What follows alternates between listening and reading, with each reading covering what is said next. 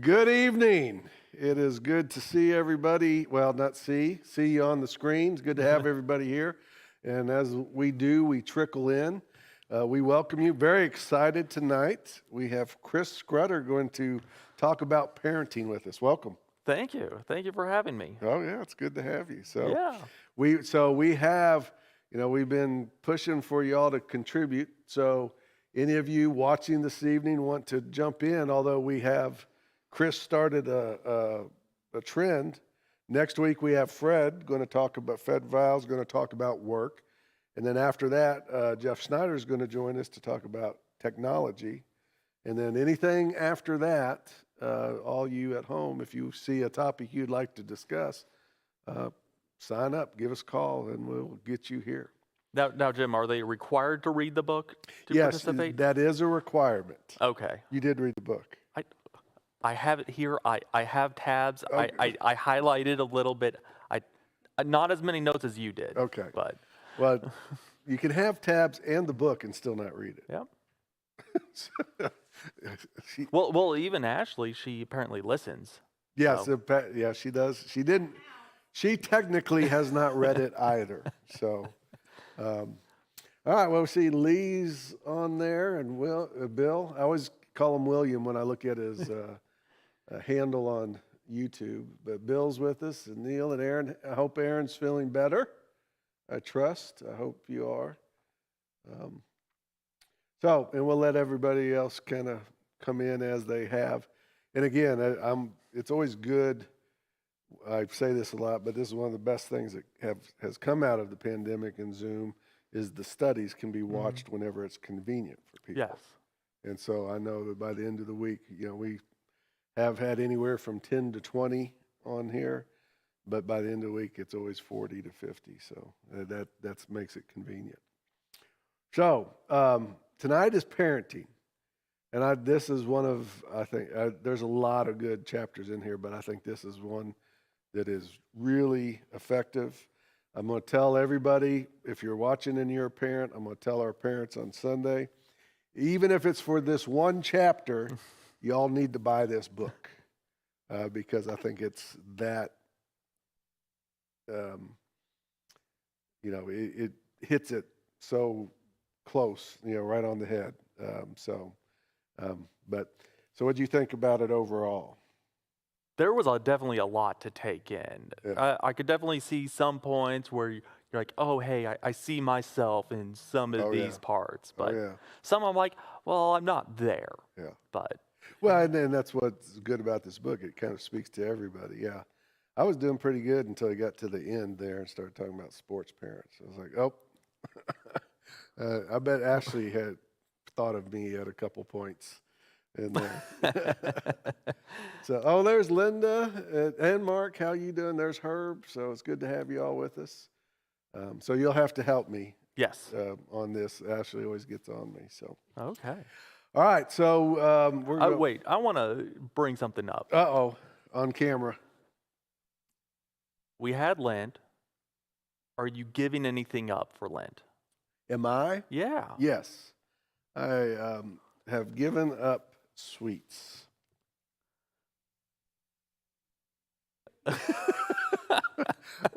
Well, I'm at the stage where I do more of committing to do things. Okay. I'd given up some things for the New Year's resolution, so I'd covered those. But so a commitment to read a book a week in the Bible, a commitment to morning prayer every day. Okay. And a lot of this stuff I do, and this is what Lent is good for. A lot of this stuff I do, but then I fall out of the habit. Mm-hmm. And Lent's a good time to re-up, right? So something similar to you. What I am doing is I'm going to start journaling. Oh, yeah? And it's been recommended to me a lot of times. Journaling is a great way, whether if it's through your workplace, but even spiritually, journaling's great. Mm-hmm. So I'm picking up journaling. Good. So I'm going to be writing down my prayers, whatever studies I can reflect, write them on, and hopefully I could look back maybe after the season and say, hey, how did things progress? Because I remember a couple of years ago when it came to Lent, it's like I wasn't giving anything up, but my goal was to recognize where I see God. Hmm. Because far too often do I find that I'm going throughout the day, but I don't recognize where I That's always awesome. see God. Yeah, So, but for Lent, I'm trying to that's good. That's journal. awesome. Well, that is good. I'm always careful because with Methodist churches, you have people that do it and people that don't. So I don't try to put people on the spot and ask them. I mean, people ask me because they know I was going to do something. But that's good. And I'll have to make a confession about journaling.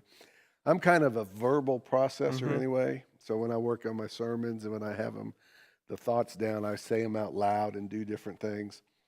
But, and so journaling helps me. But I got a box. But I'm also, like I said, I start stuff and fall off, start stuff, fall off. So I have a box of and when I start it over, I like to start clean, start fresh. So I have a box of probably 13 to 15 journals that are halfway through at home over the many years I've been. So, but it is a good practice. Okay. So, all right. If anybody wants to Let's see. share. Well, yes, Herb. Ashley's doing cameras. Hello, Mark and Linda. So, we're talking about parenting, and I think it would be a great start off to show our families. Okay, well, let's pray first. Okay. And then we'll go. And we want to always be mindful in this time about, this horrendous suffering that's going on. It's so easy to go about our days and just forget that people like us speak differently, but just people like us are losing their homes, their families, loved ones. And it's been heavy on my heart. And actually, we'll start talking about, we're going to have it's a Russian academy, but they're from all different areas in Eastern Europe. And they wanted to do something for the Ukrainian children. So in 2 weeks, we're going to have like a silent auction and some stuff. We're trying to help them get it together. Oh, that's great. So, all right, let's pray. Dear Lord, I thank you for this night. I thank you for Chris being here and this opportunity to come and to share. I pray that your Holy Spirit would guide our conversation, that your Spirit would speak to each one of us, Lord, and each one of us would get what you have for us from this evening and from this time. Lord, may we grow in our understanding of the ways of your kingdom and of ourselves and of you. And Lord, may we grow, as we grow closer to one another, let us draw closer to you. It's in Jesus' name, amen. Amen. All right, go on with where you were. So, we're talking about our families. How about we show pictures of our families? That would be great. All right. So, there's a good-looking family. There's my family. That's when we were taking a trip to New Mexico, and so it was nice getting out there. Yeah, that's beautiful. You have a lovely family. Thank you. Yeah, very nice. And there's my family. We're all not together. When we get together, we do crazy pictures. So I only had one because I had a son that got married over the summer. the other family one, and that's only the immediate family. So that's my son. Yeah, everyone's older. Yes. Yeah. So Jake's. That's. You see me, then that's my daughter, obviously my wife, and then Jake and she made the cut since it was her wedding. She's in the picture, and then Morgan is my daughter in the blonde hair, and then Zachary is my oldest son. All right. So I was lucky that when Ashley called me, I was like, oh yeah, I do. So it worked out. Yeah. So, yeah, and I'm at we're at very different stages in our families. I'm working on 5th grandchild due in April. Right. And now I've heard a lot about, and you preached a lot about guys' night. Brody, yes. With Brody. And so I brought you a gift for guys' night. Oh, no. Wow. Couple of bottles of there root you beer. Go. So you and Brody can enjoy it next time he comes up. Guys, I'll do my impression of Brody. Guys' night. Yeah. Oh, that is awesome. Thank you. You're welcome. Look at that. Well, now I didn't have any of the grandkids up there, but I appreciate that. And I will make sure he gets his bottle. Excellent. So that's awesome. All right, well, let's dive into it. Do you have a place that you wanted to start? Oh, I do not. so we have some questions. We do. So I don't know if we want to start with questions or just start with some high points that we have. Sometimes that we jump around when we do that. So early on in the conversation, he talks about where he compared like book sections of like what a child rearing section looks like versus a religious section at a bookstore Right. look like. And you're like, in some ways, they're a lot similar. Yeah. Well, and that's what he's doing in this book. He's showing how these things become a religion. You know, I liked in second kind of page, he talks about these parenting. He says, in lieu of denominations, when it comes to parenting religion, we don't call them denominations, but we call them camps, right? And then he talks about the baby-wise camp and the attachment camp. And what's funny about that, what struck me about that is how absolutely at the other end of the spectrums they are from one another, right? One's about attachment and schedules and all rigid schedules and all that. The other one is about whenever they're tired, whenever you're hungry, just follow your instincts, right? Right. But they all have become some type of law. And it was funny, he said, of the one that's your instinct, then you start questioning, was this my instinct or was this something else? You know, and it's just how crazy it can get. So, all right, what else do you got? Well, as you mentioned, there was the talk of the competing techniques of raising a child, right? You have your different sections on how do you raise your child. Do you see yourself how you rose your children to where they are now? Do you see your attitude to change a lot for grandchildren? Oh, yes. My daughter especially, although I was always more firm with my boys, but especially, you know, with Brody was our first and he lived with us and he had some things he had to fix with he had cranial stenosis or something. Anyway, he had to wear helmets. So we're very involved and we're very close. And she would be getting on to him and I'd say, do not yell at that child. You need to sit down and just talk. Come here, Brody. And she's like, who are you? Who's this guy? Right? Yeah. So, yeah, have I evolved in my parenting? Yes, very much so. Okay. Very much so. So Jeff said what he doesn't understand is why do things always have to be one extreme or viewpoint or the other? Why can't it be a blend? Well, and I think that's what he's getting at in this book. So what we have chapter after chapter is the same but different, right? So like in the book, because it becomes a religion, and when we get back into the talk of it, it becomes so much more about our justification and our enoughness. Those words are threaded throughout the book. And so, and this will be a good transition. And so it's not just about parenting anymore. It becomes about us, right? And we're parenting the right way, and you're parenting the wrong way.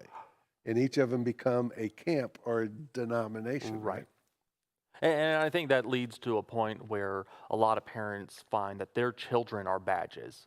Right. Like they wear them around, like, oh, look what my child has done. And that it's like a rite of passage. And well, and that gets to that, the kind of theological part of it, that we're all searching for enoughness. And so what they talk about is how we put our pressure on our kids to make it about us being enough. If they're enough, and if they achieve and they do, then that's where we find that we're justified, that we all of a sudden we're enough.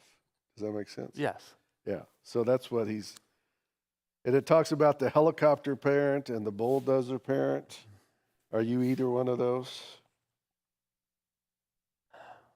I don't think I am, but it really takes an outside perspective to really identify what are you. Yeah. Yeah, and I think those are very clear, and those are kind of extremes.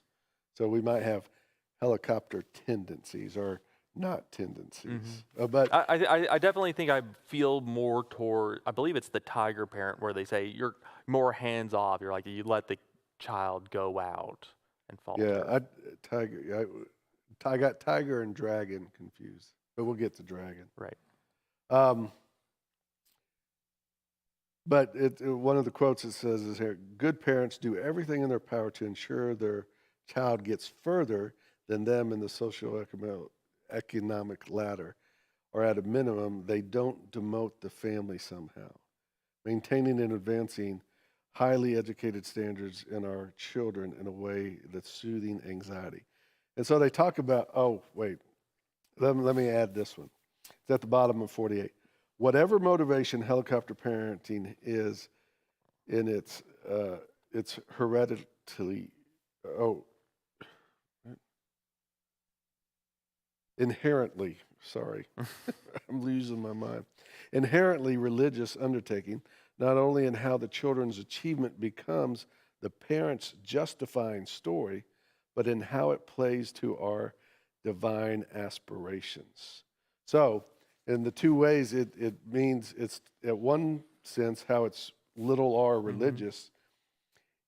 How our kids do justifies us, right?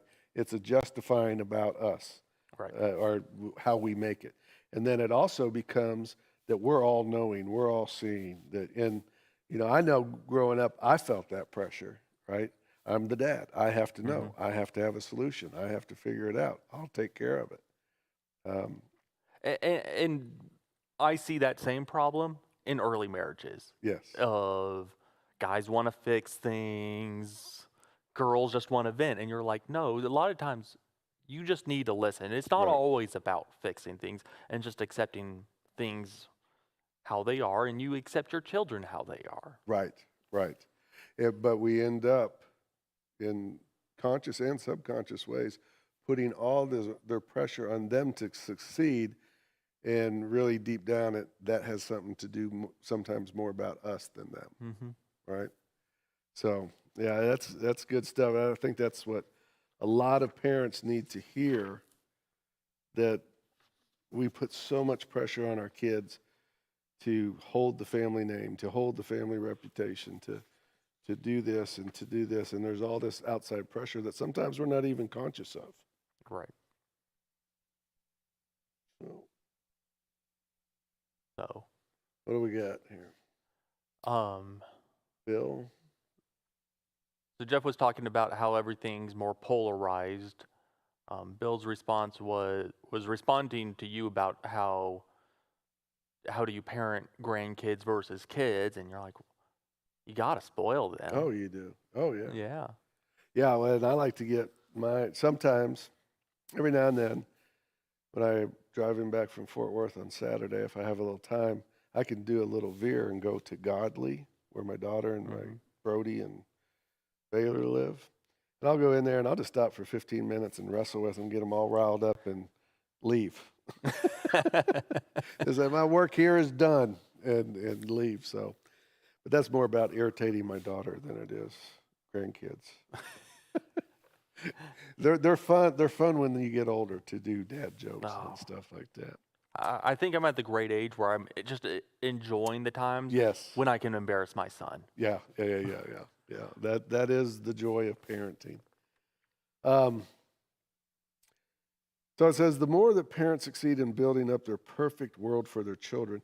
This was a good point that I liked, that also we go overboard. They talk about the extent we go to try to make our kids successful, and even to the point of taking tests. It gets ridiculous. I thought about the Texas cheerleader mom.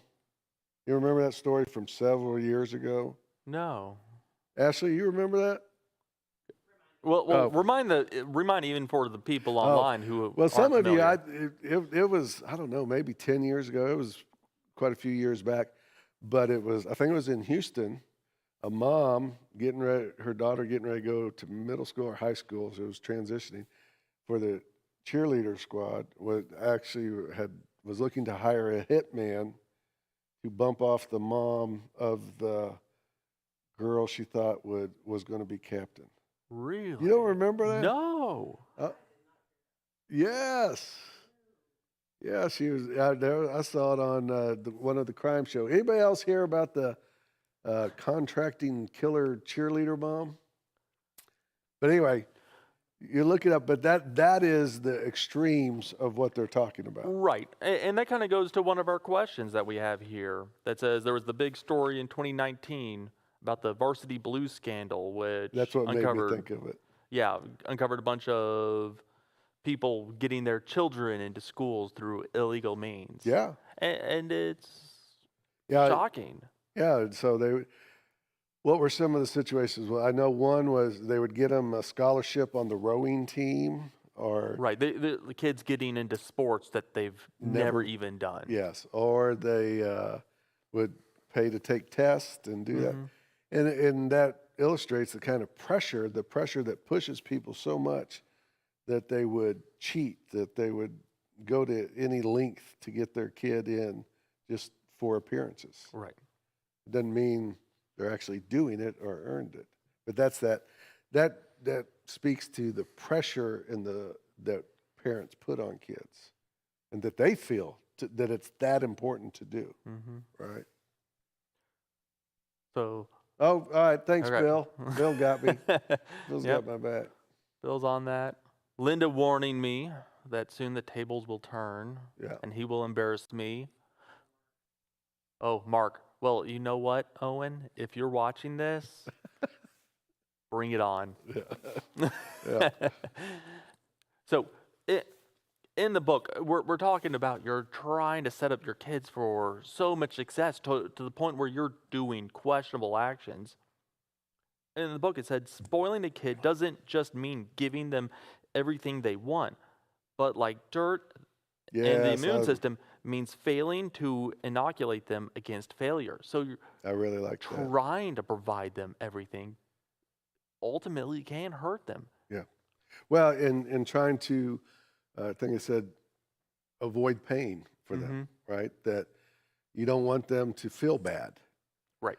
And it's talked, I think, quoted some studies and talked about how kids that grow up like that, when they get out into the world, it's harder for them to live in it Right. because they don't know what to do with disappointment. They don't know how to pick themselves up. They don't know, they're kind of overwhelmed by it. But those kids, thought that was a great metaphor, that are inoculated. They've had some pain. They've had some failures. Yes. They've let them fall a couple times. They know how to get back up and get after it, and that's part of life. Oh. Yeah, I thought that was a great example. So Jeff was saying that he doesn't know how you would think that would help your child just constantly giving everything. It's like setting them up for failure. Yeah, it definitely is, and you can tell children that have that at home in those that don't. I mean, you can tell, and I will tell you, being a pastor over the years, I can deal with most kids, but every now and then there's parents that. And you hear that a lot, even from some teachers I met, that they're like, oh, the kids are the easy part. Yeah. Sometimes it's the parents. Yeah, and that's a lot, and we'll get to that in the sports section. So let's get to I thought there was a lot of meat here in the tiger mom. Well, eye of the tiger. Right. And the tiger parenting, which is the exact opposite of helicopter. And I think you alluded to that earlier. And that's where I see it. It's like maybe there's a balance where you're like, okay, I want the kid to learn how to walk. I'm not going to teach them how to walk right next to a stairwell. Right. Well, and that's I think what the underlining thing we see over and over in this, that it ends up being about us and our insecurities, us being inferior, and using something in the world like parenting or work or whatever to make us to fill that void, to make us feel that we're justified, make us feel worthy, make us feel like we're enough. And how we use all these different things, how we use it in that way makes it little r religion. And he points out how we do that, like the different camps. And I think he talks about it again up here that, are you parenting right? Are you doing it just like this, right? Right. Yeah. Well, it brings on a paranoia now. Like, Yes. am I really too far into this camp or that camp? Yeah. Am I measuring up? Right. And if you're not, there's always somebody that's more into the camp that's making you feel bad. That's that law. Mm-hmm. Self-condemnation is like, oh, I didn't do it like my camp wanted me to do it today. So, all right. Who do we got? So let's see. Linda, you can't teach success without teaching them to handle failure. Or Yep. that's another comment from Mark. Jeff said, they don't know how to cope with rejection or situation. The only recourse they have is to come to you, right? And that's where you're setting them for failure, because next thing you know, you have someone graduating college and Yeah. they're like, okay, Mom, Dad, where do I go? Yeah. What do I do? How do I get out of this? And Bill, is it related to how the parent was raised, either the same or opposite? So, Bill, I would say reflecting on how I parent and some of my values, I would say how I parent, I make some knowledgeable choices to be different than how I was parented. Mm-hmm. And it kind of comes down to some of my key values that I prefer as a parent, which is being available and accessible. My dad provided for my family when I was young very well, but he had to travel a lot. Well, his travels kind of wore on me, so where I find it key to be available and accessible to my kids. Yeah. So, Yeah, and I think it goes both ways, like he said, that sometimes, and again, maybe it's not one or the other, but there's certain things you take and there's certain things you reject or you don't want to do. In my situation, I grew up with a single mom and I could talk my way out of anything, and so I'm one of those, I had no idea how to parent, right? No idea when I started having kids. And so it was my faith that helped me a lot. And we have a guys group, a grace group that meets on, and they're all in the parenting stage at different levels from teens down to infant. And one of the things we talk about, and I've shared with them, one of the best things that I've done as a parent, because we're all going to question our parenting, and if we're honest, there's going to be things where we wish we would have done differently. One of the best things I did early on with my oldest son when he was very little, I think I might have said this in the sermon, was learn to apologize to my kids. And that has received, a lot of people affirm that in that group, and now they've experienced. And it's not that, definitely not, I'm not the type that's going to be the hands off, and if anything, I'm going to be a little more firm. But I learned that when I've made a mistake or I was too firm or, come in and say, hey, listen, you're still in trouble, but I shouldn't have acted like that. Right. I shouldn't have got like that. And I think, as the Bible says, love covers a multitude of sins. I think love in the form of remorse and saying you're sorry covers a multitude of parenting sins. So now my kids aren't perfect, but we're all real close and they all have really good hearts. And I would like to attribute that to being able to say, I'm sorry. That's great. Yeah. So whatever that's worth. But we don't have enough time to go over all the stuff I did wrong. Hey, what are you laughing at up there? Hey, that might be another sermon series. Yeah, there you go. All the things I've done wrong as a parent. What Jim did wrong. What Jim did wrong. Jeff commented, I'm grateful for his upbringing. My parents did well with all their kids, but I do things differently than some of what my father did. Yeah. So. Well, and I think that's right. We're all human, so we're all going to have some good things. Right. And we're all going to have some things that need improvement. And so to be able to sift through those is, I think, the best case. All right, on 54, I really like this. This is where it gets to talking about the not enoughness. It says about midway down, the cycle of not enoughness is especially alluring to moms and dads who have no idea what they're doing, which is pretty much all of us. But even those who are overwhelmed by their perplexities of child rearing can agree that no child benefits from a parent who's a nervous wreck all the time. And so, and then it gets into these three kind of categories. So one response is the intraparental scrutiny, or to, and that means to the judgment, to the condemnation you feel.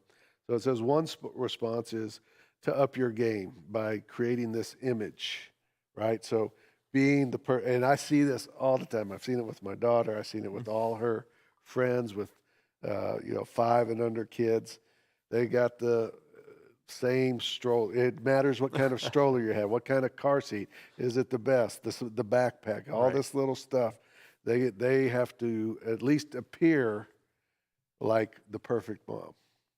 I'm all together. Yes. I have the perfect child. This Yes. is the path.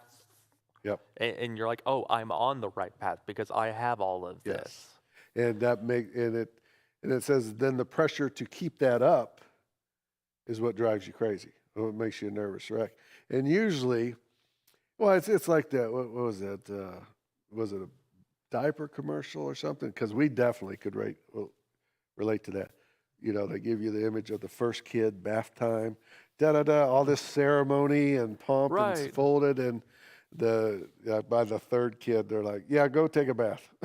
and I remember that is like having Owen, you're like, okay, we're going out, and you're like, maybe I was taking Owen to the grocery store, and you're like, okay, I got the diaper bag, I have this. Yeah. You're like, I understand Boy Scouts are supposed to be prepared, but I'm like, I'm getting ready for a nuclear fallout. Gwen's born, it's like, okay, I got a half pack of wipes and a diaper. Slide that in my back pocket. Let's go walk around. And you're like, worst case is we have a blowout, and you're like, good thing we're at Target. We can buy new clothes. You can buy new clothes. There you go. That's exactly it. That's exactly it. That in the other one, maybe you start with intentions, but then somewhere it's like, okay, you just start doing it so people think. And then somewhere between the first and second, you're like, I don't even care anymore. Right. Because you sit there, and when you can actually reflect on all this stuff that you're trying to do to meet a certain status or projection, you're like, that's not beneficial to anyone. Right. And you bark at your kids, and hey, we're a lot of this happens in my family at church when my kids are little. You gotta go through knock that down, drag out to go be the perfect church family, right? Instead of just, okay, so they got a little cowlick. So they got it's what do you want? Do you want the appearance, or do you want the content, right? Right. So and we put all kinds of pressure on ourselves to do that. And that leads into the next one, number 2, and this is another way of dealing with the scrutiny. Another fashionable response involves public owning your own failures. I put are competing for the most human parent, right? So we deal with it instead of, that's the opposite of trying to appear like the perfect parent and you have everything in order. So you just give up and say, okay, no. And you see this a lot with like comedians or sitcoms where people can relate to the person that messed up, right? And so it says that, so under my heading, compete for the most human parent. So they say, oh, you forgot Susie's lunch. Well, little Thomas hasn't had a bath in a week, but this is just trading one justification for another, right? And so you're still trying to be the best or the most enoughness, but now you're going the other end, and I'm the most human parent, and I'm okay with it, right? So you're still competing. It's just in another direction. So, but I mean, but when you're stuck in, and I think a lot of times it's almost a response to the first one. Like we were talking Right. about with the first child, it gets so stressful and you're wired so tight. And then you run into somebody that is in this stage and you're like, oh, it's okay. It's okay to joke about it. It's okay that I messed up here or there, right? And so you can get too comfortable in it, but it's the same kind of mark. And it has one third category, and that is that we become enamored of a particular parent philosophy and use it through the lens of the sort around us. And we already kind of addressed that. Right. Right. That you latch on to some camp, and by associating yourself with that camp, then you're justified. I remember when Angel and I lived in Houston, we were in a church group. So we have life groups there. They call them small groups. And in the small group, there was a family, and they had a couple of kids. And I was just amazed by how well they raised their kids. They were all homeschooled. They did their own Bible classes. And I'm like, wow, I would really like to learn how to get there. Yeah. I'm sitting here today with a 9-year-old and almost a 6-year-old, and I'm like, I think that is impossible. Yeah. I've sat with, I guess I'll give them a shout out. You can note that when I first got here and I was trying to go to people's house, I had dinner at your house, and I went over to several people's house, and I went over to the Hobbs, and their kids were just under where my kids were. Right. So I could kind of, it wasn't too far that I forgot when my kids were little. They were semi-close to high school. And I was talking to their kids, and they were telling me all they do in homeschool and all this, and I was like, wow, I need to rethink my parenting after spending the night with them, because the same kind of thing, right? You just have that. But everybody, no matter how they appear, have issues with the kids, and because we're human, right? And that goes back to that being able to say you're sorry and loving them. All right. Well, I would like to throw a question out to our audience is, who do you regard as a good parent, or what makes a person a good parent?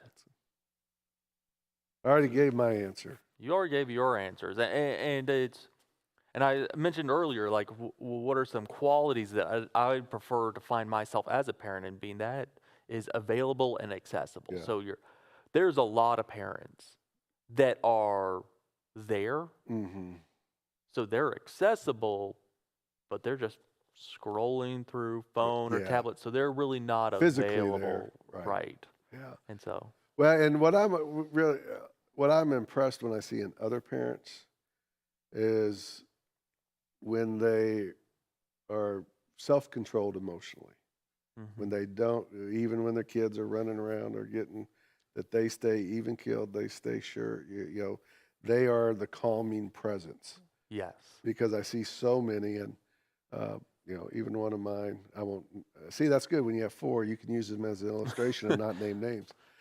Sometimes when the kids get fired up and rowdy, and then the parents get stressed, and then everybody's stressed, and there's just high anxiety everywhere, right? And I always tell them, someone needs to be the calming presence here. And that's when I get, oh yeah, like you were?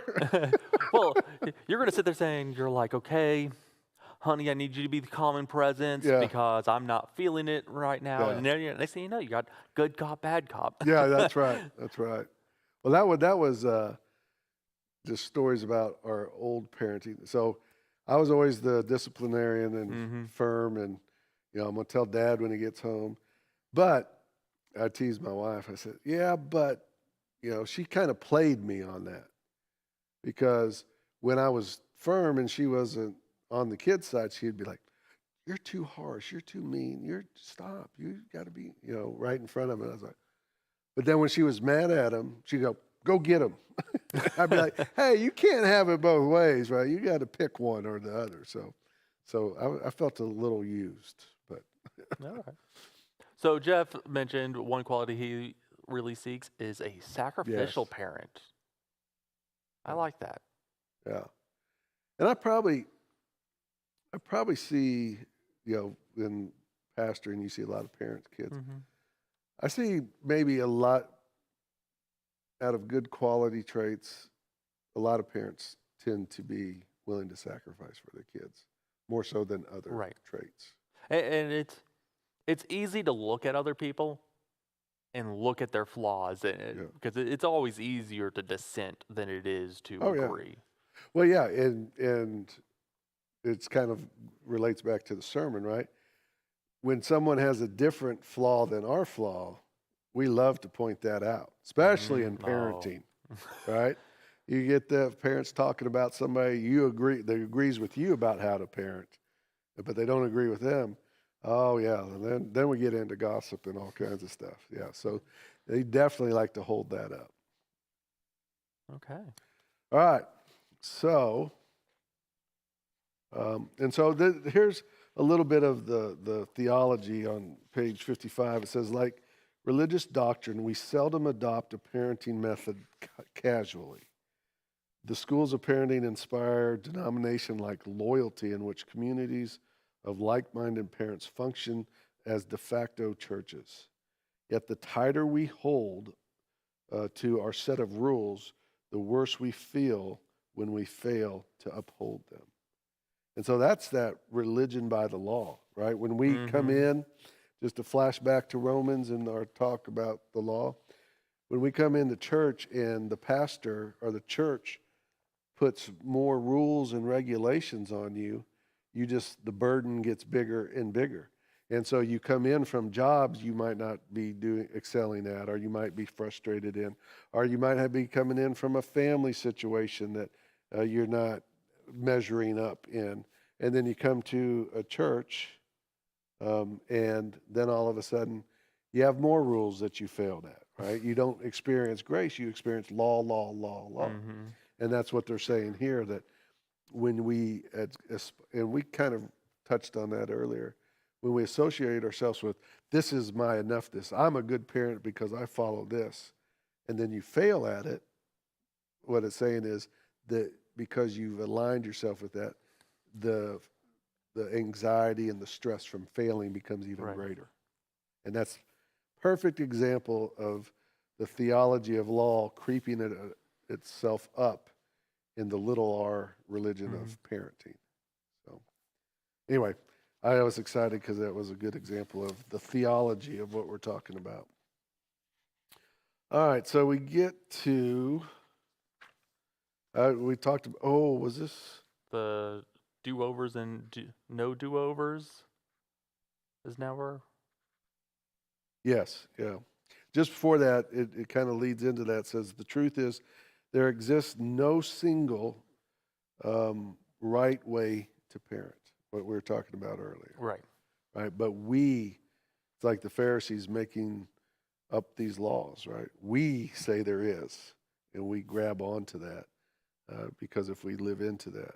So there's so much law related into having kids that maybe it's grace to have a kid, right? We come into it with law, but then kids, because they're kids, force us to have grace. And I think there's a lot to be said also with how we can't compare how someone parented a kid 20, 30 years ago versus now. Right. World's very different. Very different. You could sit there saying how you raised a child in somewhere rural 30 years ago versus today with the internet. Yeah. That's vastly different. Vastly different. Yeah, and especially on the surface, it can be different. I think at some level, when you get to the spiritual depth, love and remorse and those things, how those things look might be different. And the rules of safety and how you conduct yourself could be different. So Bill Peterson said, we say there is no right way to parent, but we certainly wouldn't parent like that person. That's right. Yeah. Who is Bill talking about, you or me? Probably both of us. Oh, okay. Probably both of us. Well, and that goes back to that judgment, right? When we feel inadequate about our parenting, one of the ways we deal with that personally or about parenting is that we find somebody else that parents worse. And some people use that to justify themselves. Right, exactly. So when we fail or we're not feeling good, we're not feeling justified or enough in our parenting to see somebody else that we think's worse. Mm-hmm. Now, there are bad things that parents do that you can hold up, but we're just talking about styles. Right. And the whole other variable that we don't even throw in here, and he didn't talk about because it's from one side, but the other, I have 4 kids. All of them are completely different. I have 2 and they're completely different. So how we approach, my older son, he's a little ADD, and I've coached him all in baseball and different things. And I could get on him. I was like, Zachary, get up, get your head, and and I could get on him, and he's, it lasts for about 10 seconds, and he's on to the next thing. When I coached Jake, my younger son, if I got onto him like that, he's done. He's checked out because I got onto him. And so even our styles depends a lot on the personality. It has to be individually styled toward a particular person, not just a general, insert child B, right? They're all very different. And so that's an aspect that we haven't really talked about, or he doesn't address in here so much. But that just adds to the mix. Okay, so as we go in, do we have any, how are the questions looking? We got any other? So Jeff was saying some parenting practices do carry over, but yeah, I think there are a lot of that has changed that you need to adapt to what is present today.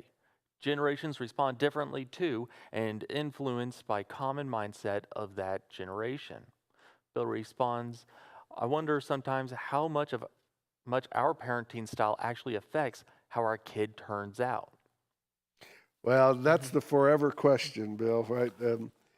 I don't know if... That's the what if. You're going to sit there and you're like, what if I responded differently? Yes. What would be the outcome? What if I did? Well, and that's where we get into our faith, in that love, even at this age, when my kids are older, if I look back and think, and I was just thinking about this the other day, if I look back and think, what if I would have done this differently? Maybe they would have done this. So we're always going to do that. But this is what I thought about, obviously shows you I think about that, right? Maybe but that infers 2 things. One, that there's something wrong with what they're doing or how your kid is. So you're making a judgment on them. Like, oh, he or she doesn't feel, they're not very motivated, and they're kind of this and that, and you're like, was that my fault? Well, maybe that's not a problem. Maybe they're happy. Maybe they're, but it also shows that we put a lot on ourselves, like, I had that much power, right? That it all depended on me how they turned out, right?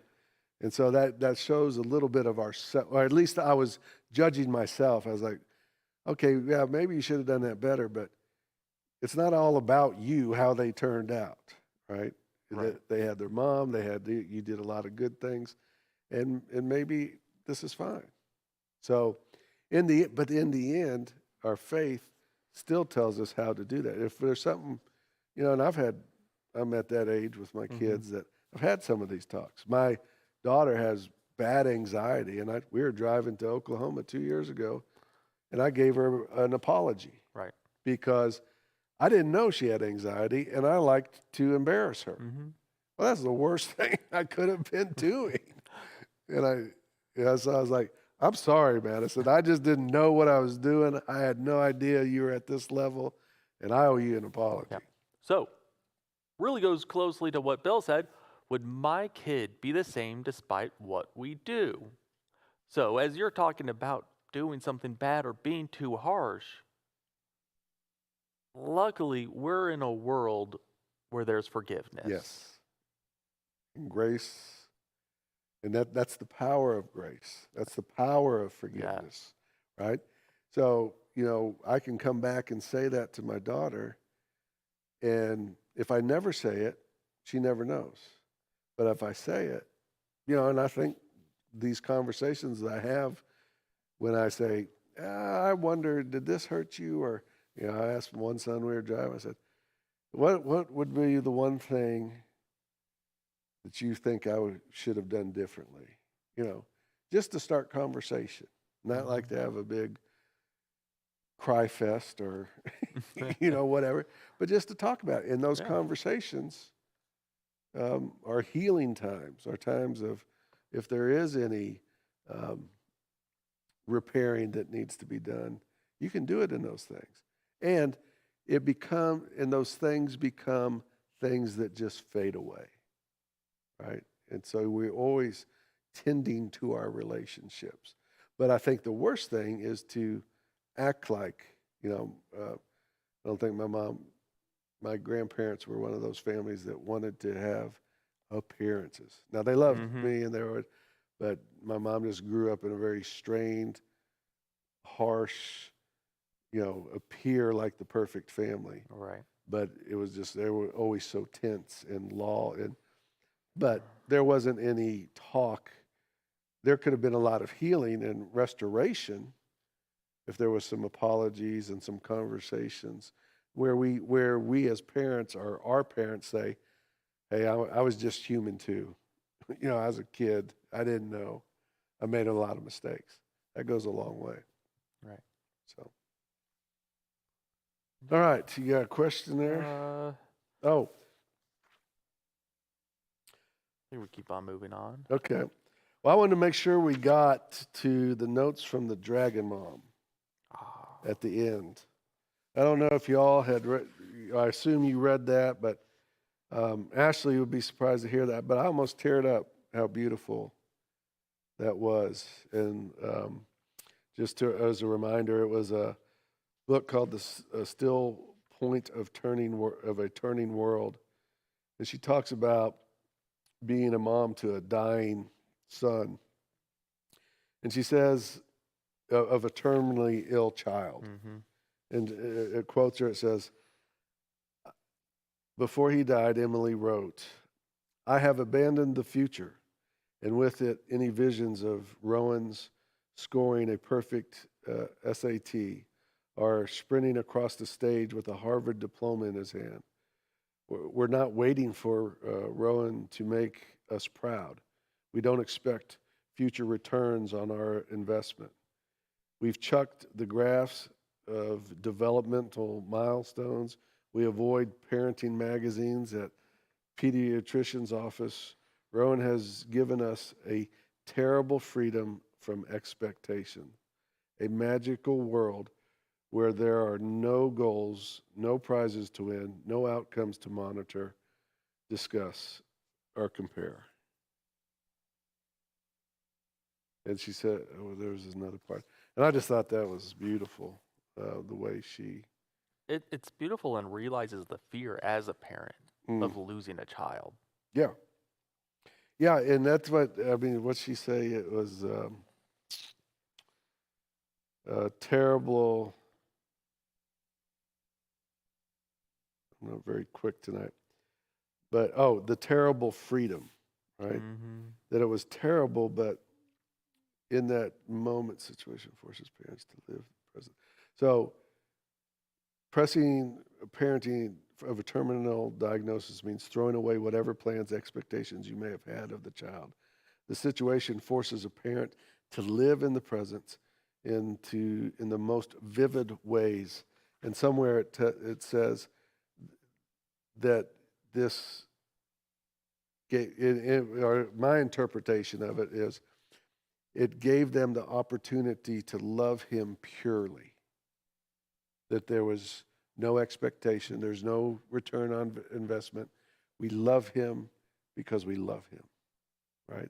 And I think we think that about all of us would say that about our children. Right. But all this humanness and not enoughness and wanting to be justified by our kids comes in, and it has all this other junk. And so, in a terrible, beautiful way, there was this that allowed them to love him pure. Does that make any sense? Yes, it does. And unfortunately, we live in a world where some people struggle to have kids and Yeah. they go through abortions, or not abortions, but failed pregnancies. Right. And they don't get to have the chance. And so Yeah. all they experience is this loss. And so, and I think losing a child can be really hard, Oh, yeah. where then it's only the parent to reflect on themselves. Yeah. There's no scapegoat for what the child has done, because all you have left is to reflect on yourself. Mhm. So it's unfortunate. It's very trying for the parents. Yeah, it is to lose it. But one of the things I took away from that, and I have those moments, like even my older kids, and I think these are maybe Holy Spirit moments that are given to us, where I can see, because I get on my kids and what are you doing here, and you have that parent thing about Mhm. trying to make sure they're achieving and doing things, but you have also those times where you look at them, or at least I do from time to time, and I see underneath all the stress, all the anxiety, all the stuff they have going on in their lives. And as a parent, you can see your child, right? Right. So it's like when Gwen's 25, she has a family and she's got a job and they got financial problems. I fear for the day she's Yeah. that old. Yeah. But there's going to be that day, and you're going to look at her one time and just feel and look in to see 6-year-old Gwen Mm-hmm. and say, and wish their life was that easy for them again. You kind of hurt, Mm-hmm. and you feel their anxiety, their stress. Because you know how harsh the world can be. It sounds like a negative thought, but it's not, because it reminds me to be their dad still, Mm-hmm. where there's no conditions, where there's no expectations or stress, anxiety. I love you because I love you. I love you because you're my child.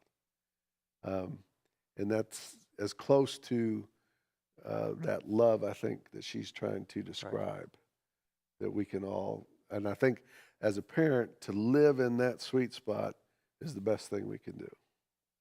So I'm going to read what Jeff put in. Jeff says, I also think of opportunities that we couldn't achieve. We try to open doors for our children to have that opportunity. Some live vicariously through their children, and you may lead or mislead them down a path they never wanted for themselves. Mm-hmm. Bill agrees.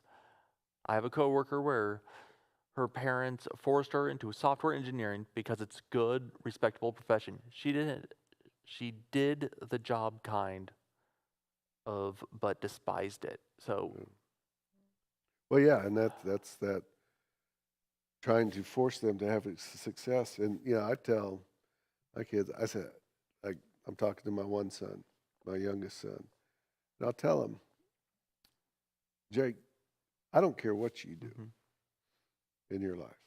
I'm going to say things to you like, well, maybe you want to look at this, maybe you want to do, because he hasn't really found, he's got a good job, but I don't know if it's something he'd want to do the rest of his life. But it's good, and he's married, and they are fine. I said, but I'm going to say some stuff to you, but that's my job. I said, but understand, I don't care what you do. I want you to be a good person, and I want you to be happy. mm-hmm. And whatever you do to do that, that's fine. But a lot of parents might say that, but it doesn't always come across like they mean that. Right. And the thing is, we see, and I read these statistics from time to time, like and I just heard this in the background the other day, that like the happiest, I'm going to mess it up, but you'll get the gist. The happiest pay salary, they had the happiest salary level. That if you were below it, you weren't happy, but if you got it, it didn't improve your happiness. And it was like 150 or something Right. like that. But they had all these different dynamics. Why, if it increased, it came with all this other stuff, and they found that people weren't any happier and maybe less happier. And if it was too not enough, but there was this sweet spot, and it wasn't very big, where they found people were the happiest. And that, and that goes with Scripture, right? Store up your treasures in heaven. I know my kids are never going to be fully content unless they have a relationship with Christ. Yep. And that's where all of us. And so in the end, all of our achievement, and people waste their relationships with their kids sometimes by trying to make them harping on success.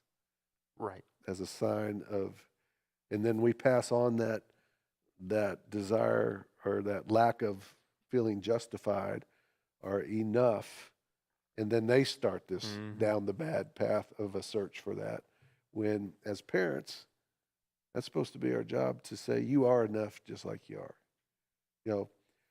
I think it's said in there, oh, that was good. I got to go back and find it. I'll find it later. Okay. But it talked about, because we're out of time, but it talked about how we don't have to do anything.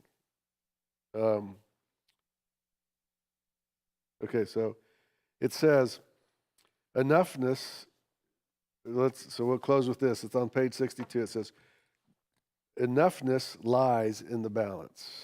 Or let me read the whole thing. In the seculosity of parenting, the threat of judgment looms over the parents in every breath.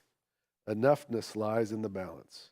Grace, on the other hand, begins from the standpoint that nothing that needs to be done has butchered that.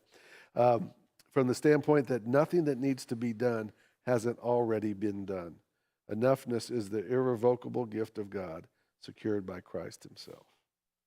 So, in a sense, this chapter talks about all the stuff they feel that is unfinished and undone that they have to do to justify themselves.